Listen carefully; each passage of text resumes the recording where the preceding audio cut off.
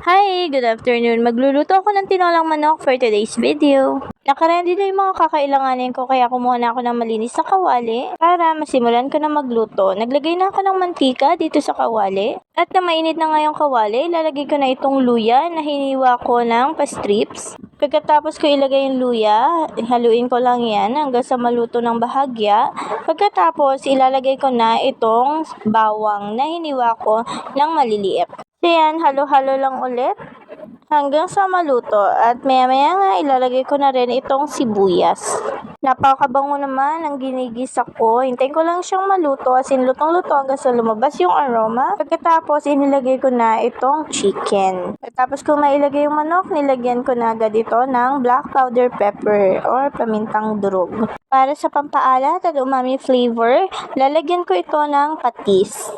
So, mas gusto ko nga na nilalagay ko agad yung pampalasa para kumapit siya sa manok. Yung iba kasi kapag nagluluto ng tinola, alam ko nilalagyan muna nila ng sabaw bago lagyan ng pampalasa. Okay lang naman yun, pero mas gusto ko yung kakapit yung black powder pepper at saka yung patis dun sa mismong chicken. So, na mahalo ko na nga at maluto ng bahagya, nilagyan ko na ito ng 3 baso ng tubig. Pagkatapos ay pakukuluan ko muna, nagdagdag ako dyan ng konting patis kasi nga naglagay na ako ng sabaw. Nang mapakuluan ko na yung chicken, nilagay ko na yung sayote. Pagkatapos ay nilagay ko na itong 3 siling green or 3 siling haba. Nang kumukulo na ito, ay nilagyan ko ito ng Knorr chicken cube. So yan, pakuluin ko muna siya hanggang sa maluto. Nag-add pa ako ng 1 baso pang tubig para madagdagan yung sabaw kasi si Honey mahilig yan sa sabaw. At pagkatapos ay nilagay ko na itong dahon ng malunggay. Wala akong nabiling dahon ng sili, so kumuha na lang ako doon sa tanim ko kaya lang ito 4 na pirasong dahon ng sili. So guys, yan lang ang kinaya. Ilagay ko na rin dyan. Kasi kung uubusin ko yung dahon ng sili na tanim ko, kawawa naman siya. Di pa kasi ganun kalago. Anyway, so yan. Nang kumulo na nga ito,